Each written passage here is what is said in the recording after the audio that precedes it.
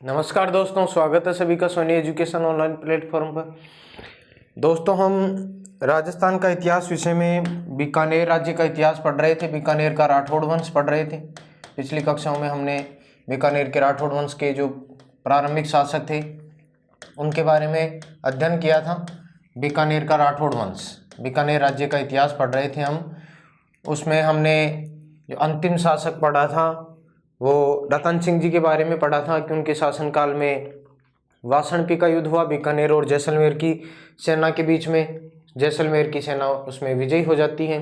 ऊँटों के लिए युद्ध हुआ था। गज सिंह जी वहाँ के शासक थे और सालिम सिंह के नेतृत्व में उनको विजय प्राप्त हुई। फिर मेवाड़ के महाराणा जवान सिंह ने उनके मध्य समझौता राजीनामा करवा दिया था एक तरह से। उसके बाद में जो जनरल ट्रेविलियन थे उन्होंने 1835 में आधिकारिक समझौता करवाया दोनों राज्यों के मध्य। उसमें लेफ्टिनेंट वोइलो भी उपस्थित था उस समझौते में। 1836-37 में उन्होंने गया जी में विभिन्न सारे राजपूतों को वहाँ पर एकत्रित किया और अपने पुत्रियों का वध न करने की प्रतिज्ञा करवाई। और फिर 1844 में अंग्रेज सरकार ने जब पूर्णतः प्रतिबंध लगा दिया तो उसके बाद में अपने राज्य में भी उन्होंने कन्यावध न करने की आण जारी करवाई, आदेश जारी करवाया। बीकानेर में रतन बिहारी का उन्होंने मंदिर बनवाया। वल्लभ संप्रदाय का मंदिर था। डूंगजी और जवाहर जी प्रसिद्ध लोक संत थे जिनको अंग्रेज पकड़ना चाहते थे। उनमें जवाहर जी को उन्होंने अपने राज्य में संरक्षण दिया, जूनागढ़ दुर्ग में रखा उनको। और इनके दरबारी दयालदास राठौड़ ने राठौड़ारी बीकानेर राठौड़ारी ख्यात लिखी जिसमें राव बीका से लेकर सरदार सिंह जी तक वर्णन है। तो आज हम सरदार सिंह जी के बारे में ही यहाँ से शुरुआत करेंगे। सरदार सिंह, रतन सिंह जी के बाद में आगे जो शासक बनेंगे वो कौन बनेंगे? सरदार सिंह। और इनका शासनकाल रहेगा 1851 से लेकर 1872 तक। इनकी प्रमुख बात यह है कि 1857 की क्रांति में अंग्रेजों का साथ दिया। 1857 की क्रांति में इन्होंने अंग्रेजों का साथ दिया।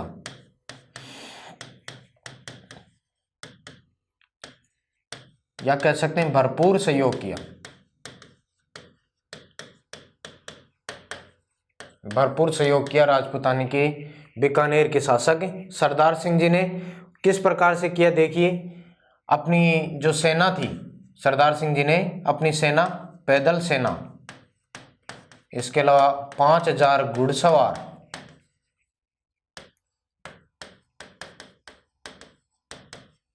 ये लेकर बीकानेर राज्य के बाहर यानी बीकानेर के बाहर तक अपनी सेना लेकर गए। अंग्रेजों की सहायता करने के लिए बीकानेर राज्य के बाहर भी अपनी क्या लेकर गए? सेना।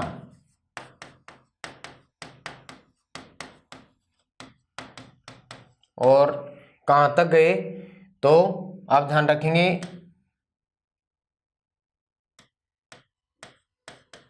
सिरसा, बाड़लू,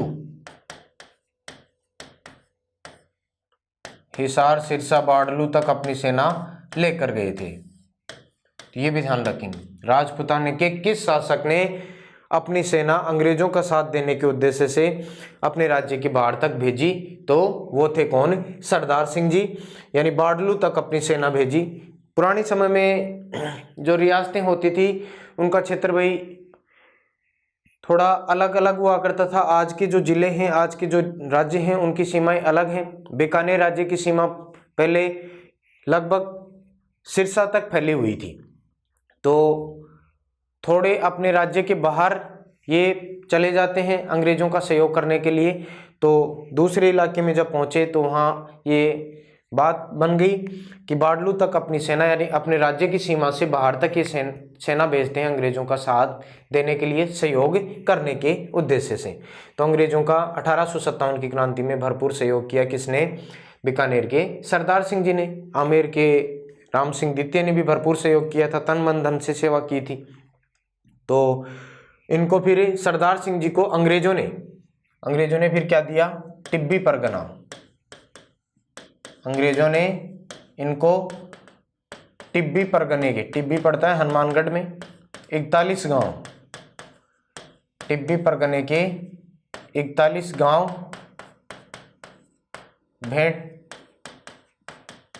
भेंट में या उपहार गिफ्ट दिया गया इनको कि आपको टिब्बी परगना दिया जाता है। कितने गांव? 41 गांव सरदार सिंह जी को सौंप दिए। किन्होंने? अंग्रेजों ने। तो इनकी वीरता से प्रभावित होकर अंग्रेजों ने इनको टिब्बी परगने के 41 गांव क्या कर दिए थे? भेंट कर दिए थे। टिब्बी कहाँ पड़ता है? हनुमानगढ़ में तहसील है। और इसके अलावा सरदार सिंह जी की प्रमुख बात यह है कि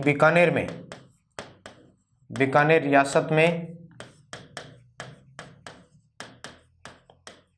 रियासत में सर्वप्रथम सती प्रथा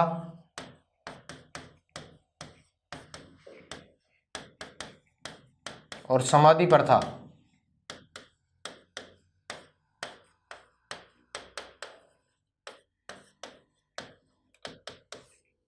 सती प्रथा और समाधि प्रथा पर क्या लगाया? प्रतिबंध लगाया। किसने? सरदार सिंह जी ने। तो ये 2-3 बातें हैं और कोई विशेष बातें नहीं है इनके बारे में कि 1857 की क्रांति में बीकानेर के शासक सरदार सिंह जी ने अपने अंग्रेजों का भरपूर सहयोग किया। अपनी पैदल सेना और घुड़सवार सेना को भेजा। बीकानेर राज्य के बाहर तक अपनी सेना लेकर गए, हिसार, सिरसा, बाड़लू तक। और इससे अंग्रेजों ने प्रसन्न होकर टिब्बी परगने के 41 गांव सरदार सिंह जी को भेंट कर दिए थे। बीकानेर रियासत में सबसे पहले सती प्रथा और समाधि प्रथा पर इन्होंने प्रतिबंध लगाया। और उसके बाद में आगे जो शासक बनेंगे वो डूंगर सिंह जी बनेंगे। कौन बनेंगे? डूंगर सिंह। इनके बारे में कोई विशेष बात इतिहास में देखने को मिलती नहीं है। 1872 से 1887 तक इनका शासनकाल रहेगा। डूंगर सिंह जी के बारे में प्रमुख बात यह है कि 1878 में अंग्रेजों का साथ देने के उद्देश्य से, अंग्रेजों का साथ देने के लिए 800 ऊंटों का काफिला काबुल भेजा था इन्हें। 800 ऊंटों का काफिला कहाँ भेजा? काबुल भेजा। किन्होंने? डूंगर सिंह जी ने। 800 ऊंटों का काफिला इन्होंने कहाँ भेजा? तो काबुल भेजा था। और किसके उद्देश्य से? अंग्रेजों का साथ देने के उद्देश्य से। डूंगर सिंह जी के बारे में कहा जाता है कि उन्होंने सबसे पहले हिमालय की नदियों का पानी लाने का सपना देखा था कि अपनी रियासत में, अपने राज्य में हिमालय की नदियों का क्या लेकर आए? पानी लेकर आए। तो हिमालय की नदियों का पानी लाने का सपना देखा। ये भी ध्यान रखेंगे, इस सपने को पूरा करेंगे। आगे जाकर गंगा सिंह जी जो राजस्थान के भागीरथ कहलाएंगे, हिमालय की नदियों का पानी लेकर आएंगे, वो गंग नहर का निर्माण करवाएंगे। तो हिमालय की नदियों का पानी लाने का सपना किस शासक ने देखा? डूंगर सिंह जी ने देखा था। और डूंगर सिंह जी के शासनकाल में ही बीकानेर में सबसे पहले बीकानेरी जो भुजिया है, बीकानेरी भुजिया बनाने की शुरुआत हुई। तो एक फैक्ट है, ये ध्यान रख लेंगे। बीकानेरी भुजिया बनाने की शुरुआत किस शासक के काल में हुई? तो ये डूंगर सिंह जी के काल में हुई। और डूंगर सिंह जी के काल में ही बीकानेर शैली पर मुगल शैली का प्रभाव कम हुआ। मुगल शैली का प्रभाव क्या हुआ? कम हुआ।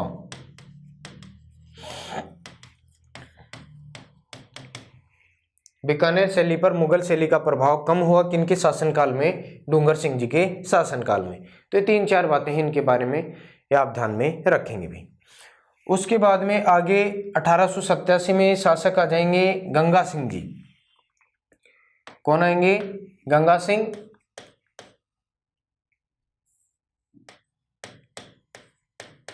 महाराजा गंगा सिंह शासक बनेंगे 1887 में।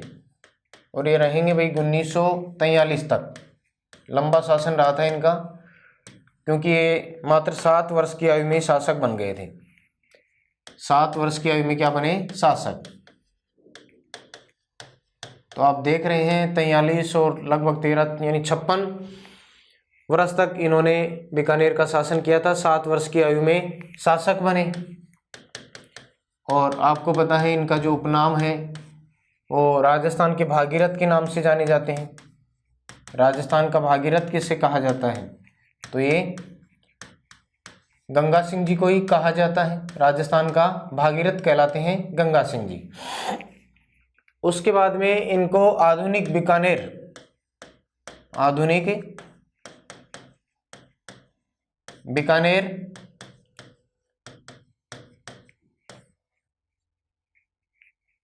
का निर्माता भी माना जाता है। गंगा सिंह जी को आधुनिक बीकानेर का क्या माना जाता है? निर्माता भी माना जाता है। और गंगा सिंह जी की शासन नीति के मूल तत्व 3 थे भाई। शासन नीति के तत्व तो ये थे, एक तो था दमन, एक था उत्पीड़न और एक था निर्वासन। शासन नीति के 3 तत्व थे, दमन, उत्पीड़न और निर्वासन। किसकी? गंगा सिंह जी की। इसके अलावा इनके शासनकाल में 1891 में बीकानेर में पीडब्ल्यूडी जो लोक निर्माण विभाग है, बीकानेर रियासत में किसकी स्थापना हुई? पीडब्ल्यूडी की स्थापना हुई। बीकानेर रियासत में किसकी स्थापना हुई? पीडब्ल्यूडी यानी सार्वजनिक निर्माण विभाग, लोक निर्माण विभाग की स्थापना हुई। और इनके शासनकाल में ही बीकानेर में राजपुतानी का सबसे बड़ा रेल मार्ग बना। राजपुतानी का सबसे बड़ा क्या बना? रेल मार्ग। इनका शासनकाल थोड़ा लंबा है भाई, तो अधिक जानकारी आएंगी इनके बारे में। बीकानेर में राजपुतानी का सबसे बड़ा रेल मार्ग किस शासक के काल में बना? गंगा सिंह जी के काल में ही बना था। अब आगे देखिए, 1800 एक इतिहास में हमारे राजपुतानी में सबसे ज्यादा चर्चित रहता है छप्पनिया काल। छप्पनिया का काल, छप्पनिया का अकाल।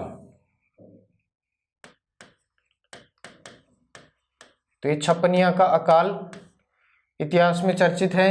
छप्पनिया का अकाल क्यों कहा जाता है इसको? क्योंकि ये विक्रमी संवत छप्पनिया का काल यानी 1956 को पड़ा था राजपुताने में। विक्रमी संवत 1956 को पड़ा छप्पनिया का काल। तो ये वर्ष हो जाएगा कब भाई? 1899। 1900 मान लीजिए आप।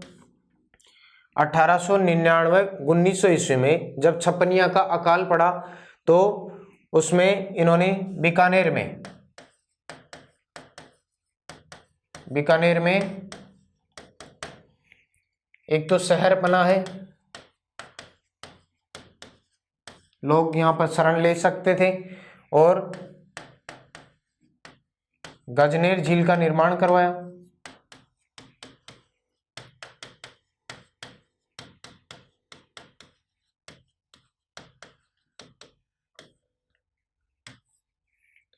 छप्पनिया का अकाल पड़ा राजपुताने में, विक्रमी संवत 1956 को पड़ा था ये। तो इस कारण से इसको छप्पनिया के अकाल के नाम से जाना जाता है। कब पड़ा? वर्ष ध्यान रख लेंगे 1899, क्योंकि आपको पता है 57 साल आगे चलती है विक्रमी संवत।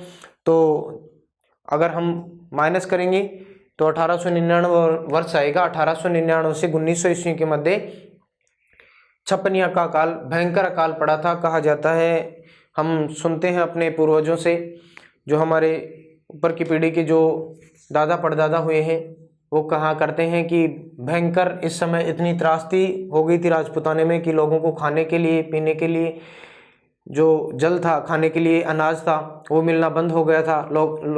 उस समय लोगों ने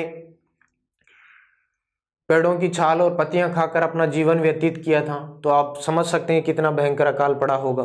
तो उस समय बीकानेर के गंगा सिंह जी ने अपनी रियासत में विशेष रूप से लोगों की सहायता करने के उद्देश्य से, सेवा करने के उद्देश्य से शहर पनाह की स्थापना की, गजनेर झील का निर्माण करवाया। और उसके बाद में गंगा सिंह जी की जो ऊंटों की सेना, गंगा सिंह की ऊंटों की सेना,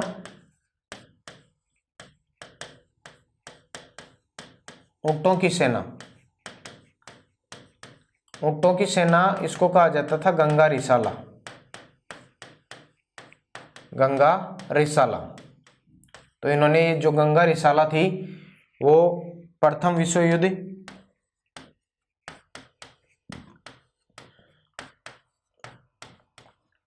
द्वितीय विश्व युद्ध में भेजी थी भाई। प्रथम विश्व युद्ध और द्वितीय विश्व युद्ध में भेजी थी।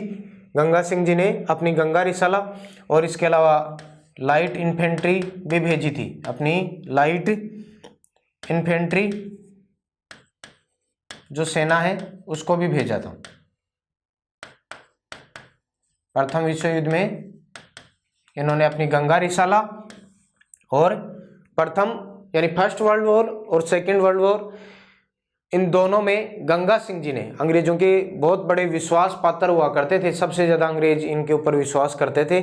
तो प्रथम विश्व युद्ध में और दूसरे विश्व युद्ध में अपनी गंगा रिसाला और लाइट इन्फेंट्री सेना इन्होंने अंग्रेजों की सहायता के लिए यूरोप में भेजी थी।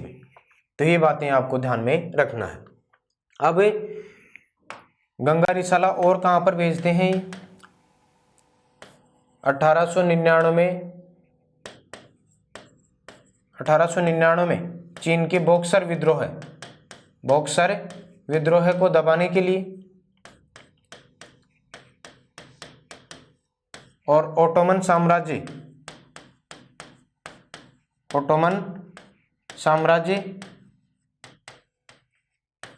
में भी जो विद्रोह था वहां पर भी इन्होंने अपनी क्या भेजी थी? गंगा रिसाला भेजी थी। तो ध्यान रखेंगे 1899 में चीन में बॉक्सर विद्रोह को दबाने के लिए और इसके अलावा ओटोमन साम्राज्य में भी अपनी गंगा रिसाला को भेजा था, अंग्रेजों की सहायता की थी भरपूर। तो इस कारण से अंग्रेजों ने इनको 1901 में युद्ध मेडल, चीन युद्ध मेडल और केसर ए हिंद की उपाधि दी। किसकी उपाधि दी? केसर ए हिंद की उपाधि दी। किसको? गंगा सिंह जी को। अंग्रेजों का भरपूर सहयोग किया, गंगा रिसाला भेजी लाइट इन्फेंट्री सेना के साथ में। इन्होंने बॉक्सर विद्रोह को दबाने के लिए चीन में ओटोमन साम्राज्य के विद्रोह को दबाने के लिए भेजा गंगा रिसाला को। तो अंग्रेज प्रसन्न हुए और प्रसन्न होकर इनको युद्ध मेडल दिया और केसर ए हिंद की उपाधि दी। केसर शब्द जर्मन शब्द है भाई। केसर शब्द क्या होता है? क्या है? जर्मन शब्द, और इसका अर्थ होता है सम्राट। अर्थ क्या है इसका? सम्राट। तो ये भी ध्यान रख लेंगे, कईयों के कंफ्यूज होता है कि क्या है ये उपाधि।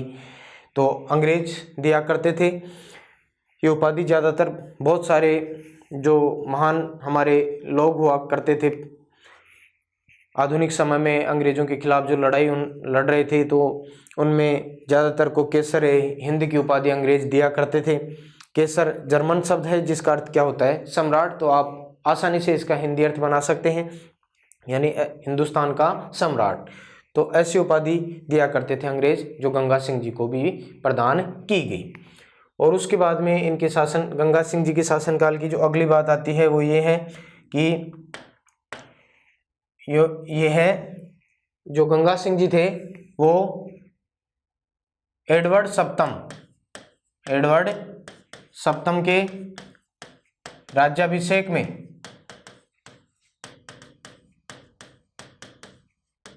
शामिल होने कहाँ गए थे? इंग्लैंड गए। यानी एडवर्ड सप्तम के राज्याभिषेक समारोह में भाग लेने के लिए गंगा सिंह जी कहाँ गए थे? इंग्लैंड गए। और जो प्रिंस ऑफ वेल्स थे, प्रिंस ऑफ वेल्स, उनके एडीसी बने। एक तरह से राजनीतिक सलाहकार कह सकते हैं आप। क्या बने? एडीसी बने गंगा सिंह जी। इसके अलावा 1903 में फिर ड्यूक ऑफ कनॉट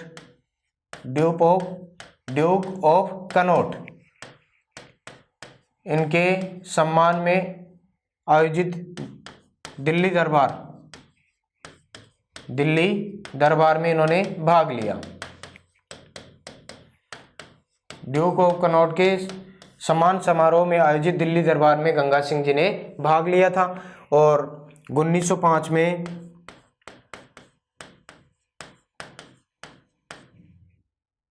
बीकानेर में प्रिंस मेमोरियल हॉल का शिलान्यास। प्रिंस ऑफ वेल्स जब आए थे यहाँ तो उनके आगमन पर उनके हाथों से प्रिंस मेमोरियल हॉल का शिलान्यास करवाया। तो ये अंग्रेजों से जुड़ी हुई बातें हैं जो गंगा सिंह जी के और अंग्रेजों के घनिष्ठ संबंधों के बारे में हमें जानकारी देती हैं। कोई विशेष बातें नहीं है, लेकिन मैंने आपको इनके अंग्रेजों के साथ जो संबंध थे उनको दर्शाने के लिए बातें बताई हैं। एडवर्ड सप्तम के राज्याभिषेक समारोह में भाग लेने के लिए इंग्लैंड गए, प्रिंस ऑफ वेल्स के एडीसी बने, ड्यूक ऑफ कनॉट के सम्मान में आयोजित दिल्ली दरबार में भाग लेने के लिए गए 1903 में। यानी प्रत्येक कार्य में इनकी भूमिका होती थी अंग्रेजों के साथ में। 1905 में प्रिंस ऑफ वेल्स जब आए तो प्रिंस मेमोरियल हॉल का शिलान्यास करवाया, कहाँ पर, बीकानेर में। उसके बाद में इनके शासनकाल में अगली जो बात ये आती है कि 1910 में बीकानेर में 1910 में बीकानेर में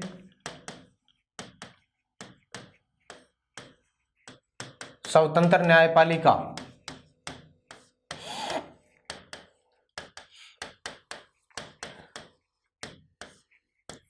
स्वतंत्र न्यायपालिका की क्या की स्थापना की। तो राजपूताने की प्रथम रियासत कह सकते हैं, राजपूताने की प्रथम रियासत जिसने कार्यपालिका और न्यायपालिका को पृथक किया। कार्यपालिका और न्यायपालिका दोनों को क्या किया, पृथक किया, अलग किया। तो राजपूताने की पहली रियासत मान सकते हैं हम बीकानेर को, जिन्होंने कार्यपालिका और न्यायपालिका को क्या कर दिया, अलग कर दिया। 1910 में बीकानेर में स्वतंत्र न्यायपालिका की स्थापना गंगा सिंह जी के द्वारा की गई थी। आप वर्तमान समय में भारतीय संविधान पॉलिटी पढ़ते हैं तो उसमें आर्टिकल 50 आता है, अनुच्छेद 50, उसमें भी इस बात का उल्लेख किया गया है जो हमारे राज्य के नीति निर्देशक तत्व हैं, कार्यपालिका और न्यायपालिका का पृथक्करण।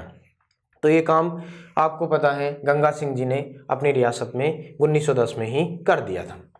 और फिर आगे जाकर हमारे संविधान निर्माताओं ने राज्य के जो डीपीएसपी सिद्धांत है, नीति निर्देशक तत्व है, उसमें इनको स्थान भी दिया था, कार्यपालिका और न्यायपालिका का क्या हो, पृथक्करण हो।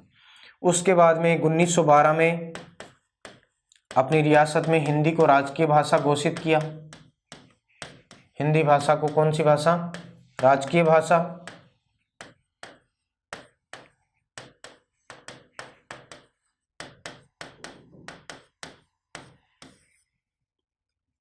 उन्नीस 1912 में हिंदी भाषा को कौन सी भाषा का दर्जा, राजकीय भाषा का दर्जा दिया।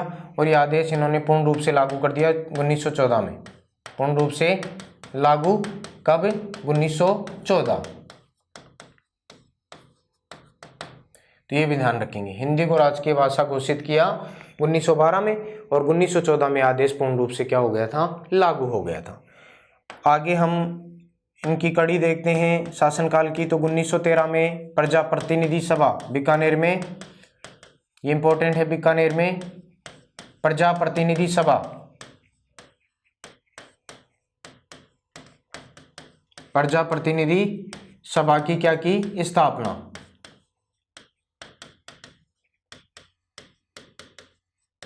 प्रजा प्रतिनिधि सभा की स्थापना बीकानेर में किसने की, गंगा सिंह जी ने की अपने शासनकाल के दौरान। तो ये भी आपको ध्यान में रखना है, वर्ष 1913 में। उसके बाद में आपको पता है दुनिया भर में प्रथम विश्व युद्ध चला लगभग 4 वर्ष, 1914 से 1918 तक। प्रथम विश्व युद्ध 1914 से 1918 तक चला। तो प्रथम विश्व युद्ध के दौरान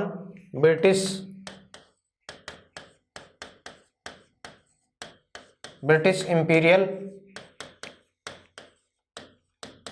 वार कैबिनेट के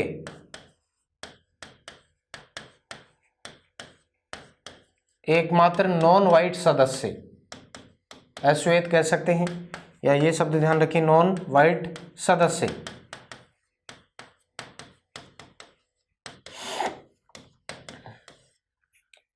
प्रथम विश्व युद्ध के दौरान ब्रिटिश इंपीरियल वार कैबिनेट के एकमात्र जो नॉन वाइट सदस्य थे वो कौन रहे? तो वो रहे बीकानेर के महाराजा गंगा सिंह जी। तो ये भी दर्शाता है कि अंग्रेजों के साथ में इनकी कितनी विशिष्ट भूमिका थी, विशेष इनको महत्व दिया जाता था अंग्रेजों के द्वारा। और प्रथम विश्व युद्ध के बाद जो आपको पता है पेरिस शांति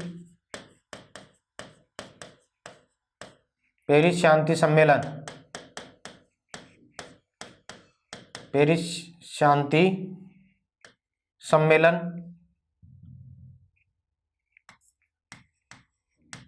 शांति सम्मेलन ये बाद में पहली युद्ध परिषद इसको कह सकते हैं, पहली युद्ध परिषद, और बाद में वर्साय की संधि, बाद में किस नाम से जानी गई? वर्साय की संधि।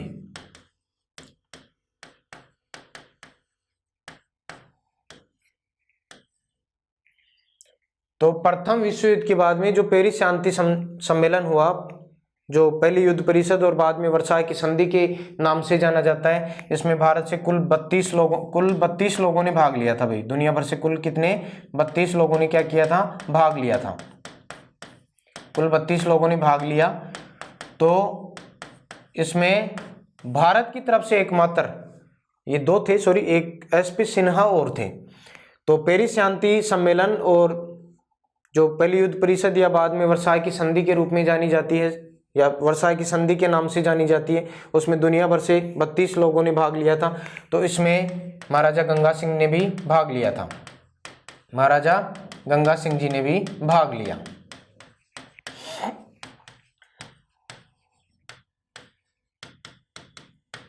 इनके साथ में एक एसपी सिन्हा और थे, एसपी सिन्हा, तो उनका नाम भी यहाँ पर आप ध्यान रख सकते हैं। महाराजा गंगा सिंह जी ने भाग लिया था किसमें? वर्साय की संधि में। पेरिस शांति सम्मेलन कह सकते हैं, पहली युद्ध परिषद कह सकते हैं, एक ही बात है। दुनिया भर से कुल कितने लोगों ने भाग लिया था? तो ये 32 लोगों ने भाग लिया था, जिसमें हमारे राजपूताने के एकमात्र व्यक्ति थे कौन? महाराजा गंगा सिंह जी। तो प्रथम विश्व युद्ध से जुड़ी हुई बातें हैं, ये आपको ध्यान में रहनी चाहिए। उसके बाद में आगे हम इनके शासनकाल को देखते हैं। तो इन्होंने ब्रिटिश महारानी विक्टोरिया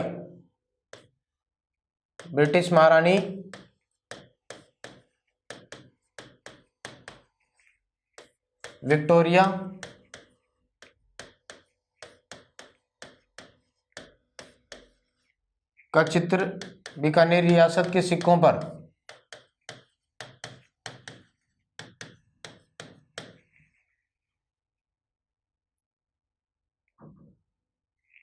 ब्रिटिश महारानी विक्टोरिया के नाम पर, ऐसे लिखो आप, विक्टोरिया के नाम पर बीकानेर रियासत के सिक्कों, बीकानेर रियासत के सिक्कों पर,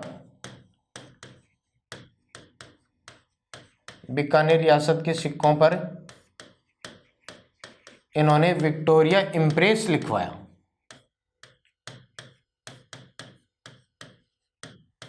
क्या लिखवाया? विक्टोरिया इंप्रेस लिखवाया। तो ये बात भी विशेष रूप से ध्यान देंगे आप। ब्रिटिश महारानी विक्टोरिया के नाम पर इन्होंने बीकानेर रियासत के सिक्कों पर क्या लिखवाया? विक्टोरिया इंप्रेस लिखवाया। इसके बाद में 1921 में एक बना था भाई नरेंद्र मंडल, लॉर्ड चेम्सफोर्ड थे, उन्होंने बनाया था 1921 में। क्या बनाया था? नरेंद्र मंडल। इसको अंग्रेजी में चैम्बर्स ऑफ प्रिंसेस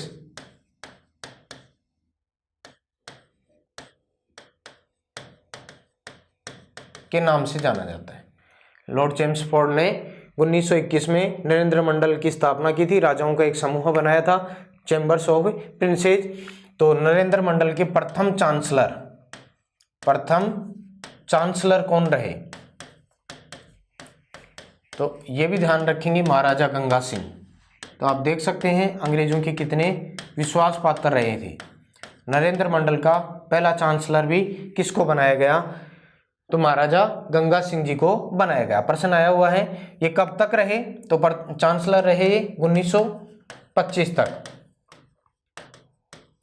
उसमें एक लाइन ये डाली गई थी कि महाराजा गंगा सिंह नरेंद्र मंडल के आजीवन चांसलर रहे, आजीवन नहीं रहे, 1921 से लेकर 1925 तक रहे। तो ऐसी बातें कंफ्यूज करती हैं, आपको आसानी लगती होगी इनमें, लेकिन फिर जब परीक्षाओं में हमारा इन चीज़ों से सामना होता है तो हम निश्चित रूप से वहाँ पर हड़बड़ी में आ जाते हैं, कन्फ्यूजन का शिकार हो जाते हैं, और वहाँ पर फिर प्रश्न अपना आते हुए भी क्या हो जाता है, गलत हो जाता है। तो गलत कर बैठते हैं, तो सावधानी पूर्वक ध्यानपूर्वक देखें। 1921 में लॉर्ड चेम्सफोर्ड जो भारतवर्ष के वायसराय थे, उन्होंने राजाओं का एक समूह गठित किया था, नरेंद्र मंडल, चैम्बर्स ऑफ प्रिंसेस, और इसका पहला चांसलर किसको बनाया गया था, तो महाराजा गंगा सिंह जी को ही बनाया गया था। और ये चांसलर कब तक रहे, 1925 तक रहे।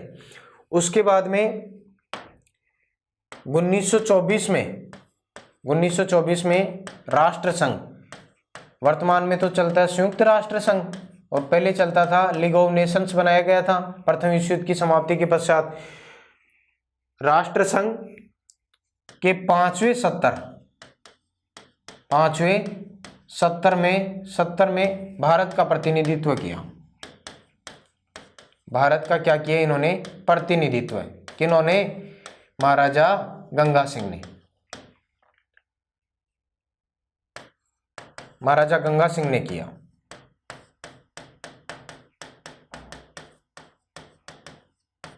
महाराजा गंगा सिंह ने किया था। और ये 5वां सत्र कहाँ पर आयोजित हुआ था, तो ये जिनेवा में। कहाँ हुआ था, जिनेवा में, ये भी ध्यान रखेंगे। राष्ट्र संघ के 5वें सत्र में भारत का प्रतिनिधित्व करने वाले जो राजा रहे, शासक रहे, वो कौन रहे, महाराजा गंगा सिंह जी। और ये राष्ट्र संघ का 5वां सत्र कहाँ आयोजित हुआ था, जिनेवा में। वर्ष था 1924। तो इनकी महत्वपूर्ण भूमिका आपको यहाँ पर दिखाई देती है। उसके बाद में 1927 में इन्होंने बीकानेर रियासत में या राजपुताने में गंग नहर का निर्माण करवाया। किसका निर्माण करवाया, गंग नहर का निर्माण करवाया। तो राजपुताने में गंग नहर का निर्माण किस शासक ने करवाया था, तो ये महाराजा गंगा सिंह ने, उनके नाम पर ही है गंग नहर। इसका जो स्वरूप तैयार किया था इंजीनियर कंवर सेन ने। और ये गंग नहर कहाँ से निकाली गई, पंजाब के फिरोजपुर के हुसैनीवाला से।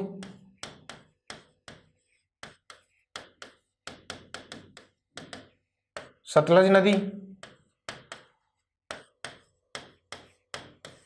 कौन सी नदी से, सतलज नदी से। पंजाब के फिरोजपुर के हुसैनीवाला से गंग नहर निकाली गई थी। और राजस्थान में पहली बार ये प्रवेश करती है कहाँ पर, गंगानगर में।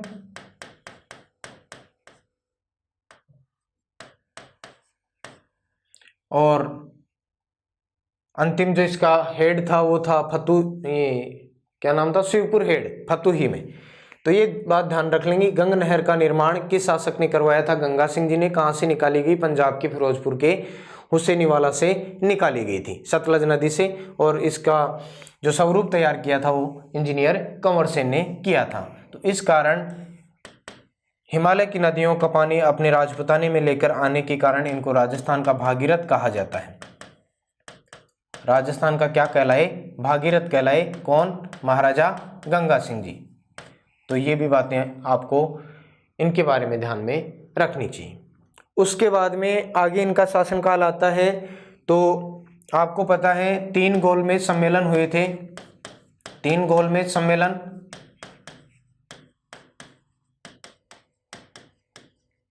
ये 3 गोलमेज सम्मेलन कब कब हुए, तो 1930 में हुआ, 1931 में हुआ, 1932 में हुआ। तो तीनों गोलमेज सम्मेलनों में भाग लेने वाले जो व्यक्ति रहे, राजा रहे राजपुताने के, वो कौन रहे, महाराजा गंगा सिंह। महाराजा गंगा सिंह।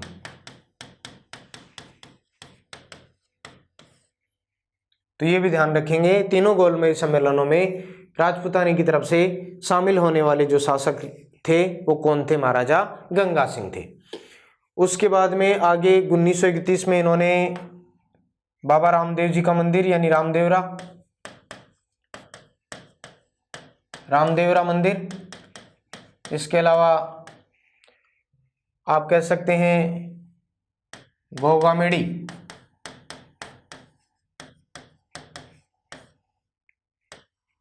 का निर्माण या आधुनिक स्वरूप,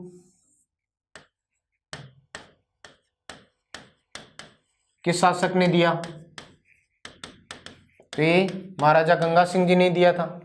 इसके अलावा अग्नि नृत्य को संरक्षण दिया, इन्होंने अग्नि नृत्य को क्या दिया? संरक्षण दिया।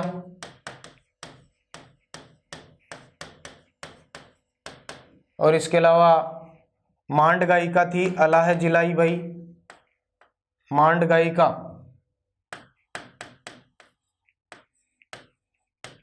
नाम था अल्लाह जिलाई बाई।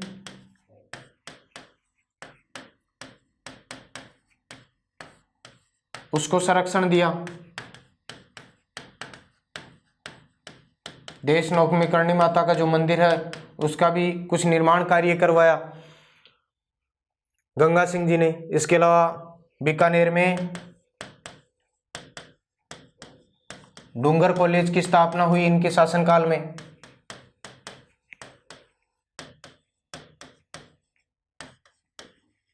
इनके शासनकाल में बीकानेर में डूंगर कॉलेज की स्थापना हुई। और इसके अलावा इन्होंने अपने पिता की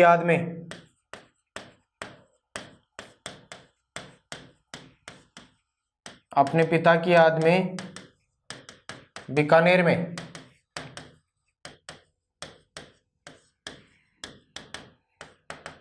लालगढ़ पैलेस का निर्माण करवाया।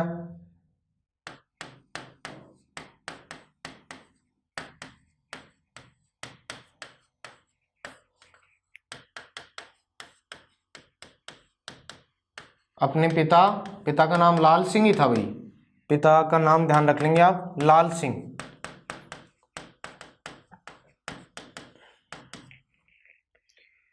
तो महाराजा गंगा सिंह जी ने अपने पिता लाल सिंह जी की याद में बीकानेर में किस पैलेस का निर्माण करवाया? तो लालगढ़ पैलेस का निर्माण करवाया। और ये एक ब्रिटिश के द्वारा तैयार किया गया था। ब्रिटिश द्वारा क्या किया गया था? तैयार किया गया था। तो ये इनके शासनकाल की कुछ प्रमुख बातें हैं। और शासनकाल की बातें देखते हैं।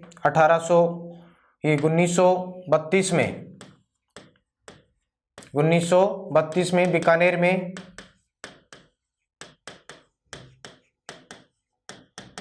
में इन्होंने पब्लिक सेफ्टी एक्ट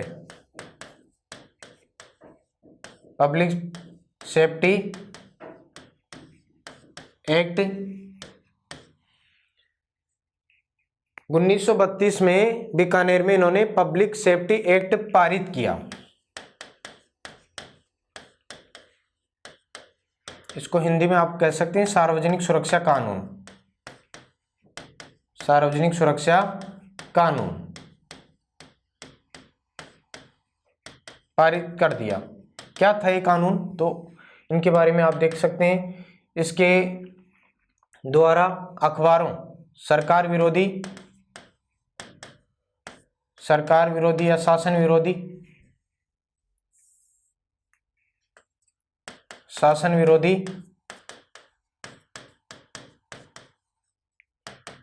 लेखों,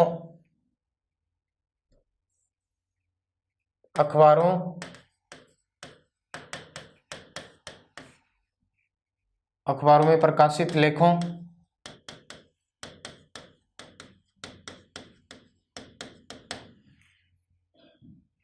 और साहित्यों पर प्रतिबंध लगा दिया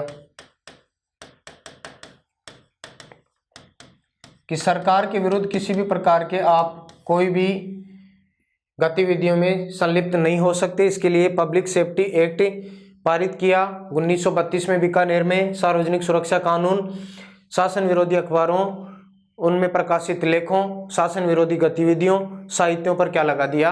प्रतिबंध लगा दिया। इस प्रकार का कोई कार्य नहीं कर सकता। तो आपको पता है जब इस प्रकार का कानून बीकानेर में पारित हुआ तो इसके विरोध में पूरे भारत में बीकानेर दिवस मनाया गया था। इसके विरोध में कब मनाया गया था? 17 दिसंबर 1933 को पूरे भारत में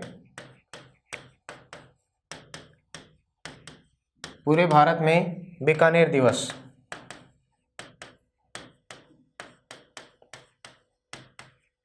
मनाया गया। तो ये भी ध्यान रखेंगे। पब्लिक सेफ्टी एक्ट के विरोध में पूरे भारतवर्ष में क्या मनाया गया था? तो बीकानेर दिवस मनाया गया था। कब? 17 दिसंबर 1933 को। उसके बाद में हम आगे देखते हैं। महाराजा गंगा सिंह 1937 में जॉर्ज षष्ठम यानी 6 जो थे आगे शासक बनने हुई, जॉर्ज षष्ठम के राज्याभिषेक में शामिल होने कहाँ गए? इंग्लैंड गए।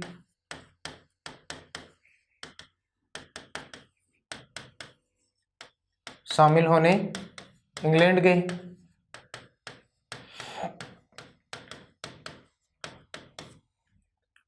इसके अलावा 1937 में ही लॉर्ड लिनलिथगो ने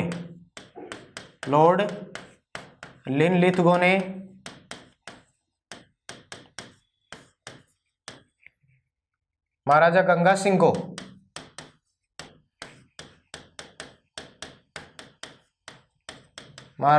सिंह को जनरल की उपाधि दी थी। किसकी उपाधि दी? जनरल की उपाधि। तो ये भी एक बड़ी विशेष बात है कि राजपूतानी का प्रथम शासक जिसको अंग्रेजों ने किसकी उपाधि दी? जनरल की उपाधि दी थी। राजपूतानी का प्रथम शासक जिसे वायसराय ने क्या दी थी? जनरल की उपाधि दी थी। तो ये भी ध्यान रखेंगे। कब की बात है? 1937 की बात है। और इसके अलावा इनके शासनकाल की एक प्रमुख बात और भी है कि महामना मदन मोहन मालवीय जब बनारस हिंदू विश्वविद्यालय की स्थापना कर रहे थे,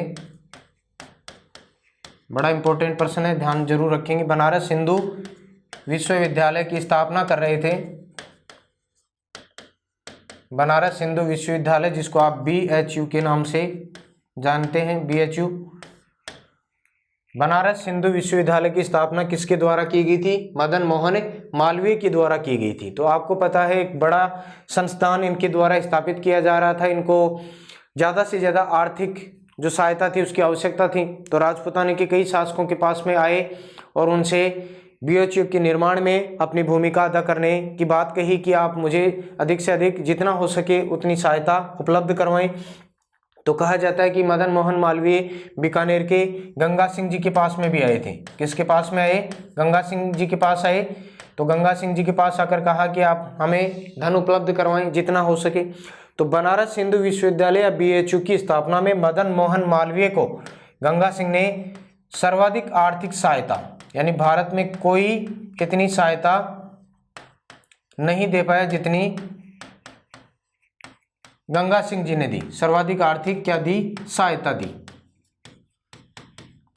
किसके निर्माण में? BHU के निर्माण में गंगा सिंह जी ने मदन मोहन मालवीय को सबसे ज्यादा क्या दी? आर्थिक सहायता दी थी। यानी उल्लेख तो नहीं है इनके बारे में, लेकिन काफी ज्यादा जो धन दिया, रुपए दिए, वो किसने दिए थे? महाराजा गंगा सिंह जी ने ही दिए थे।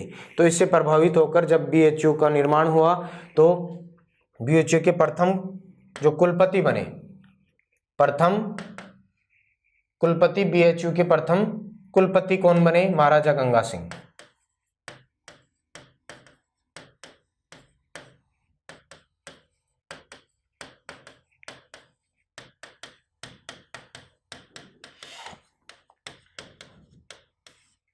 पहले कुलपति कौन बने थे? महाराजा गंगा सिंह। आजीवन रहे जब तक ये धरती पर रहे 1943 तक, तब तक ये कुलपति ही रहे थे किसके?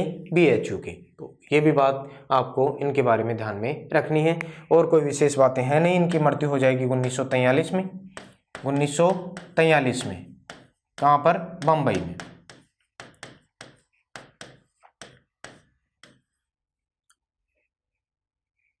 तो एक बार पुनः इनके शासनकाल को रिपीट कर लेते हैं ताकि कोई अगर बात रह भी जाए तो हमारे सामने आ जाए।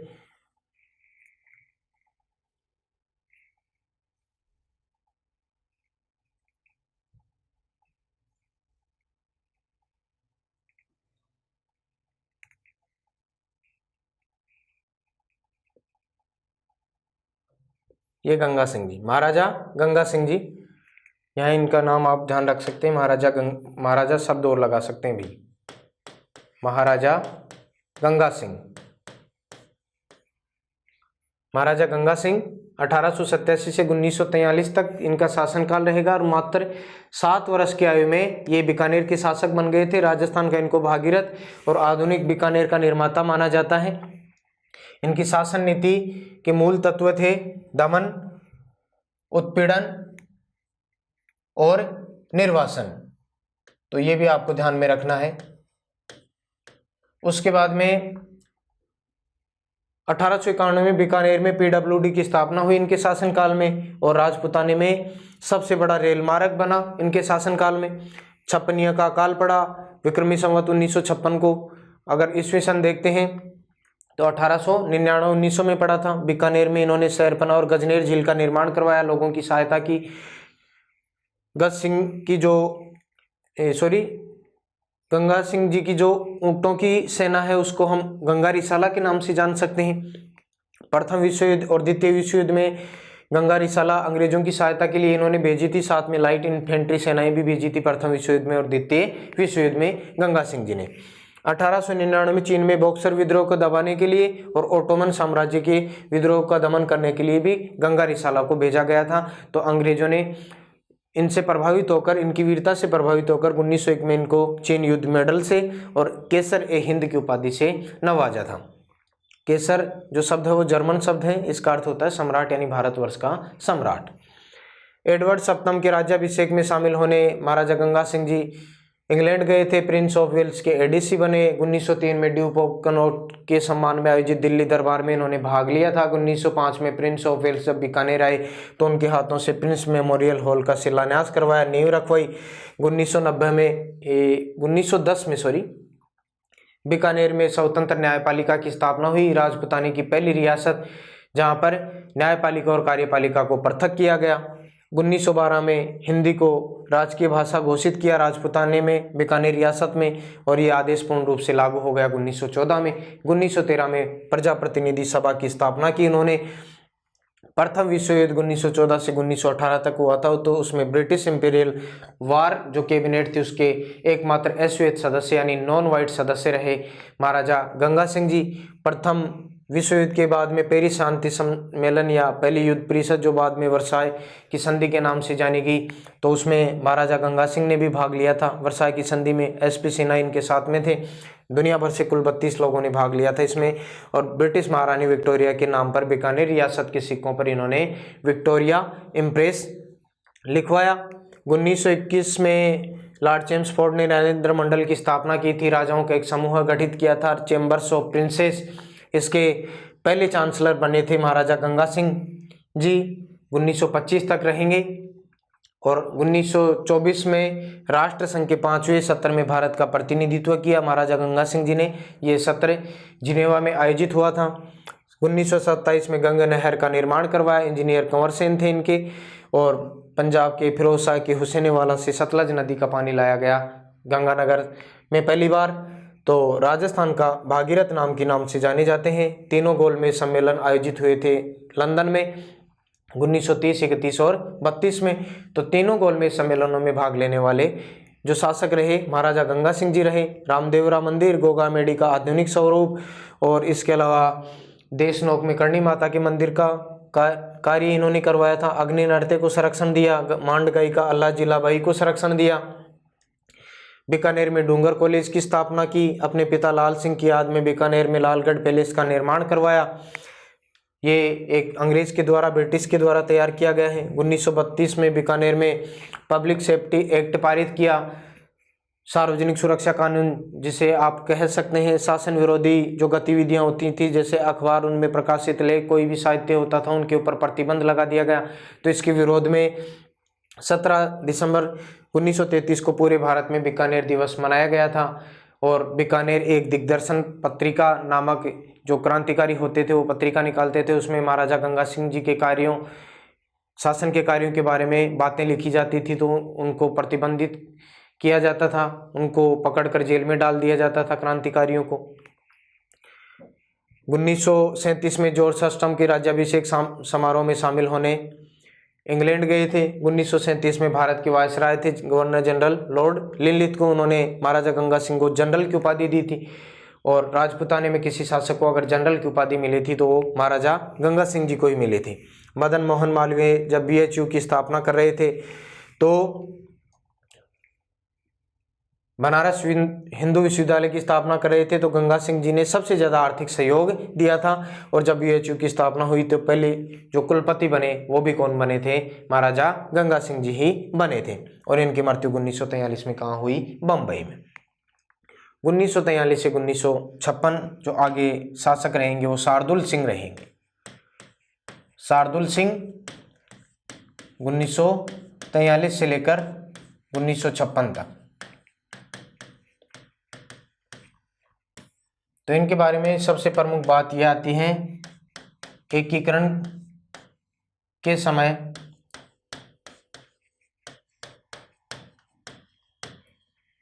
विलय पत्तर पर हस्ताक्षर करने वाले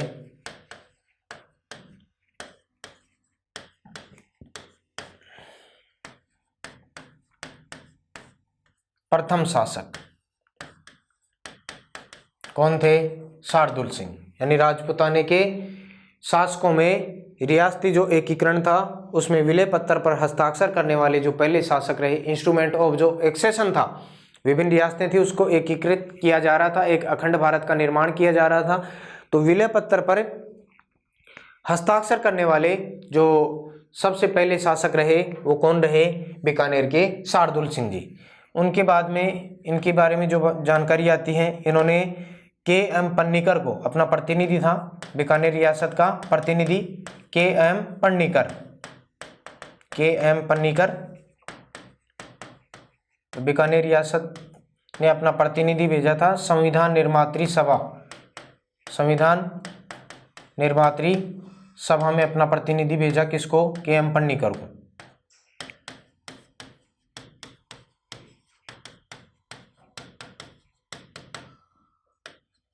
यानी बीकानेर रियासत के जो मनोनीत प्रतिनिधि थे KM पन्नीकर, शार्दुल सिंह जी के, उनको इन्होंने संविधान निर्मात्री सभा में भेजा था। कि इन्होंने शार्दुल सिंह जी ने। शार्दुल सिंह के बारे में अन्य बात यह आती है कि इन्होंने एक तो नोता, ये विवाह निमंत्रण कर आता था भाई, विवाह निमंत्रण कर, और एक और था तख्त नशीनी की भांज।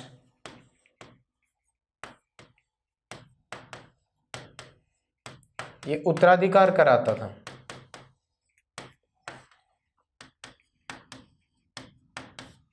इन दोनों को क्या कर दिया? समाप्त कर दिया।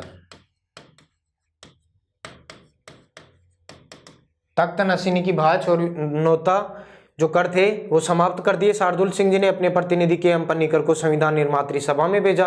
विलय पत्र पर हस्ताक्षर करने वाले राजपुताने के प्रथम जो शासक रहे वो शार्दुल सिंह जी रहे। इंस्ट्रूमेंट ऑफ एक्सेशन पर हस्ताक्षर इन्होंने सबसे पहले किया था कि मैं भारत में शामिल होता हूँ। उसके बाद में इनके बारे में जो जानकारी है वो ये है, इनके शासनकाल में दूधवा खारा आंदोलन हुआ। दूधवा खारा आंदोलन किस शासक के काल में हुआ था? तो शार्दुल सिंह जी के काल में ही हुआ था। और इनके बाद में इनकी जो अगली बात आती है वो ये आती है कि इनके शासनकाल में राजपुताने में राजस्थान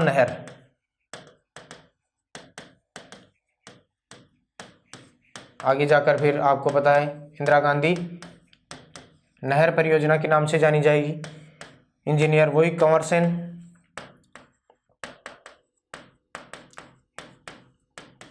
राजस्थान नहर IGNPN इंदिरा गांधी नहर परियोजना का निर्माण किया गया था। ठीक है, तो ये सबसे पहले निकाली गई थी हनुमानगढ़ से, ये सॉरी राजस्थान में हनुमानगढ़ है, ये निकाली गई थी हरिके बैराज से, हरिके बैराज से, जो फिरोजपुर में व्यास और सतलज नदियों का जो संगम है वहां पर है हरिके बैराज, वहां से निकाली गई थी राजस्थान नहर।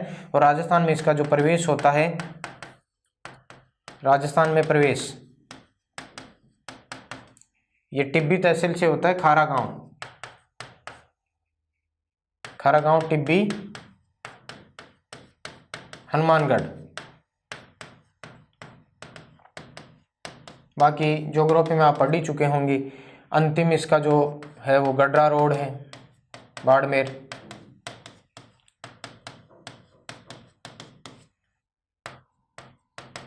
अंतिम पॉइंट है गडरा रोड। और इसके इंजीनियर कंवर सेन, जिनके नाम पर एक लिफ्ट परियोजना भी है। और इसकी जो लंबाई थी वो 649 किलोमीटर है। तो ये भी ध्यान रखेंगे, बेसिकली ज्योग्राफी में आप पढ़ चुके होंगे इनके बारे में। तो राजस्थान नहर यानी इंदिरा गांधी नहर परियोजना भी इनके शासनकाल में निकाली गई। कुल लंबाई 649 किलोमीटर है इसकी, और हरिके बैराज से निकाली गई है। राजस्थान में पहली बार प्रवेश ये टिब्बी हनुमानगढ़ में होता है। अंतिम इसका जो पॉइंट है वो गडरा रोड बाड़मेर में है। और इसके प्रमुख जो देन मानी जाती है वो इंजीनियर कंवर सेन की ही मानी जाती है, जो बीकानेर रियासत के क्या थे, इंजीनियर हुआ करते थे। महाराजा गंगा सिंह के काल में भी यही थे और शार्दुल सिंह जी के काल में भी यही थे। तो दोस्तों इस प्रकार मेवाड़ हम पढ़ रहे हैं, मेवाड़ का नाम आया। बीकानेर के राठौड़ वंश का जो गौरवशाली इतिहास था वो क्या होता है, समाप्त होता है। हमने बीकानेर के राठौड़ वंश के बारे में जो सभी राजा थे सारी जानकारी प्राप्त की है। तो आज की क्लास के लिए हम अपने विषय को यहीं पर समाप्त करते हैं। मिलते हैं अगली क्लास में, तब किसी नए विषय के साथ।